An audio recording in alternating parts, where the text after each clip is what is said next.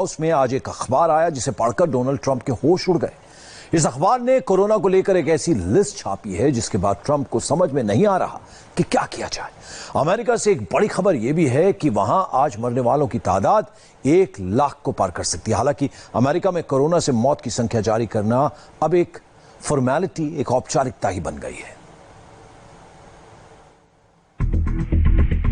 1 लाख मौत के मायने क्या होते हैं, वो भी अमेरिका जैसे देश में। तो अखबार का ये फ्रंट पेज देखिए, ये न्यूयॉर्क टाइम्स है। इस अखबार के पहले पन्ने पर उन लोगों के नाम छापे गए हैं जिनकी कोरोना वायरस से मौत हुई है। अमेरिका में कोरोना वायरस से करीब 1 लाख लोगों की मौत हो चुकी है और यही दर्द इस फ्रंट पेज पर झलक रहा है।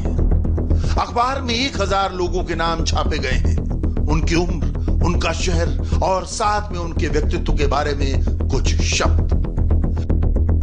न्यूयॉर्क टाइम्स ने हेडलाइन दी है, अमेरिका में मौत की तादाद 1 लाख तक पहुंच गई है और ये ऐसा नुकसान है जिसका हिसाब नहीं लगाया जा सकता। अखबार ने सब हेडिंग दी है, ये सिर्फ मरने वालों की लिस्ट नहीं है, ये हम में से एक थे। अखबार ने 1000 लोगों के नाम छापे हैं, सबकी याद में कुछ न कुछ लिखा गया है। कोरोना वायरस से 1 लाख मौत हो जाना अमेरिका के लिए वो बड़ा झटका है जो बहुत धीरे धीरे 2 महीने तक रोज लगता रहा। क्या भारत जैसा देश, जहां भले ही आबादी 1.25 अरब है, क्या हम इतना बड़ा नुकसान झेलने की ताकत रखते हैं? लेकिन अमेरिका झेल रहा है। हालांकि लगता है कि राष्ट्रपति डोनाल्ड ट्रंप को इससे कोई फर्क नहीं पड़ता। डोनाल्ड ट्रंप चाहते हैं कि अमेरिका को फिर से खोल दिया जाए। ऐसा तब है जब अमेरिका अब भी कोरोना पीक पॉइंट पर पहुंचा है या नहीं, इसे लेकर खुद ट्रंप कंफ्यूज है। अमेरिका में कोरोना के करीब 17 लाख केस हैं, जबकि मरने वालों की तादाद 1 लाख तक पहुंच चुकी है। दुनिया ने अमेरिका में बॉडी बैग निकलते देखे हैं, कभी किसी नर्सिंग होम तो कभी किसी अस्पताल। ऐसी भी जगहें मिली जहां लोग अपने घर में मर चुके थे और किसी को इस बात का पता तक नहीं चला। अमेरिका में कोरोना से लड़ने की डोनाल्ड ट्रंप की सारी स्ट्रेटजी फेल हो गई। अमेरिका में एक लीडरशिप क्राइसिस आ चुकी है। कोरोना से डील करने में नाकाम डोनाल्ड ट्रंप की रेटिंग ऑल टाइम लो है और इसकी 3 बड़ी वजहें हैं।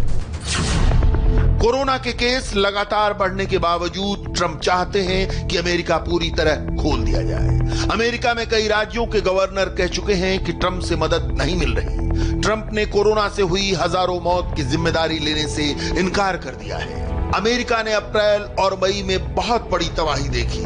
मई का महीना अभी बाकी है और जून को लेकर अमेरिका की रिपोर्ट अच्छी नहीं है, यानी अगला महीना भी अमेरिका में बहुत खतरनाक होने जा रहा है। भारत में अब भी हालात बहुत अच्छे हैं। भारत में अमेरिका से 13 गुना कम केस हैं। जितनी मौत अमेरिका में हुई, भारत में उसके मुकाबले 4% से भी कम लोगों की जान गई है। लेकिन 1 लाख केस होने के बाद भारत के लिए बहुत बड़े खतरे की घंटी बजने लगी है और हमें इस वक्त बहुत जिम्मेदार रहने की जरूरत है। हालांकि 1 लाख लोग मरने के बावजूद अमेरिका के राष्ट्रपति जिम्मेदारी से भाग रहे हैं। देखिए, अप्रैल में अमेरिका में मरने वालों का आंकड़ा 50,000 पहुंचा था, तो उन्होंने क्या कहा था?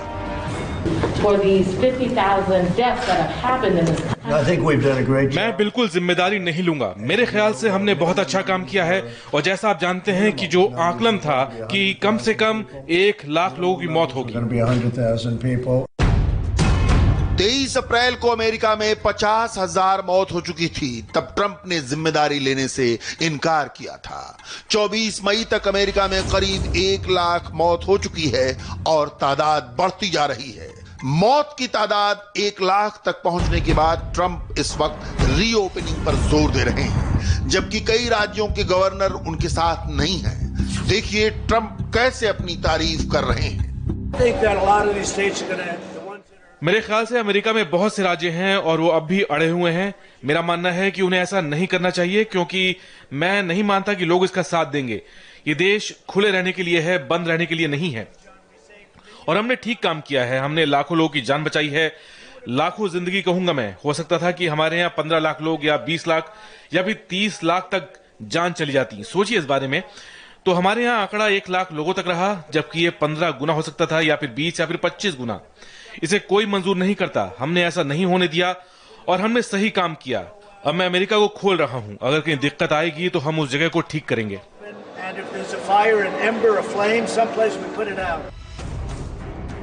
ये उस देश के राष्ट्रपति हैं जिनके बारे में ये कहा जाता है कि उनके लिए अपने नागरिकों की जिंदगी से ज्यादा कुछ भी महत्वपूर्ण नहीं है।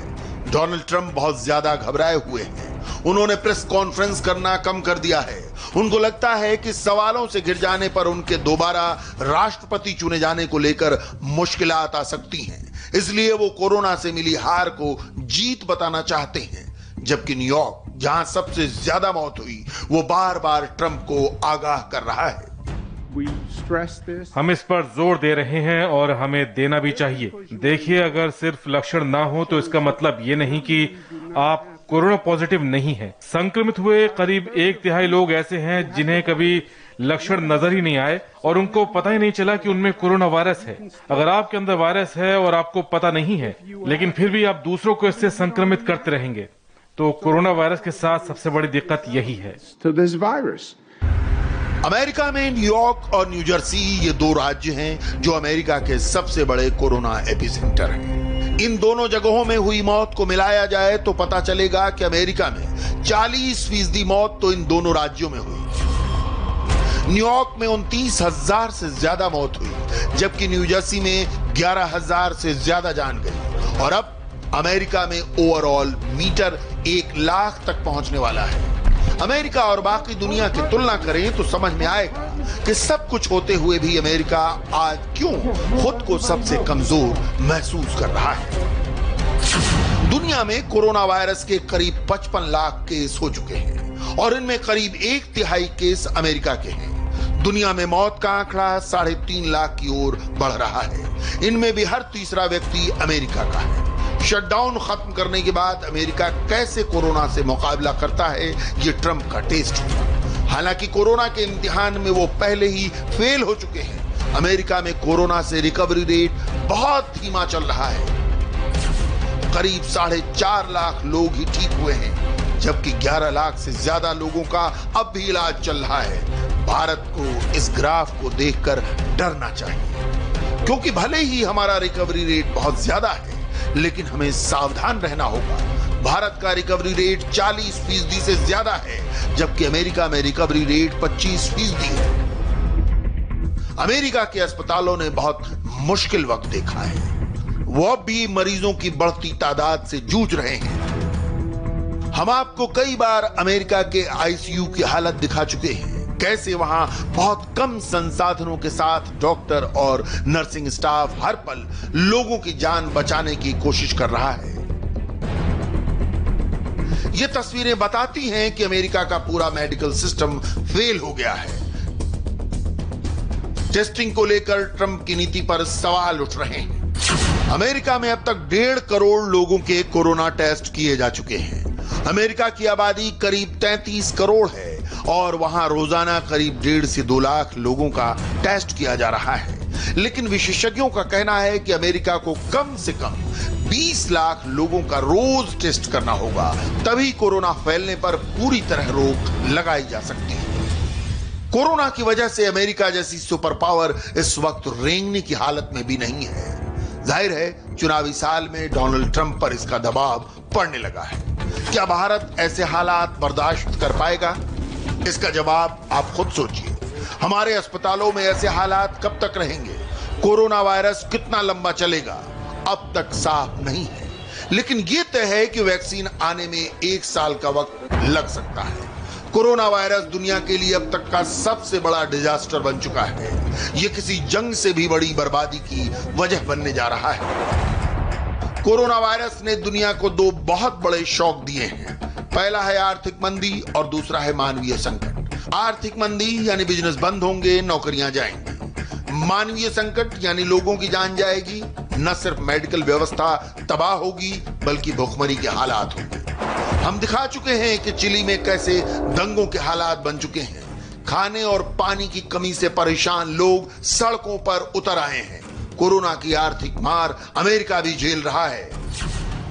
अमेरिका में एक महीने के दौरान 4 करोड़ से ज्यादा लोग बेरोजगारी के स्टेटस के लिए अर्जी दे चुके हैं। यह अमेरिका की वर्कफोर्स का 5वां हिस्सा है।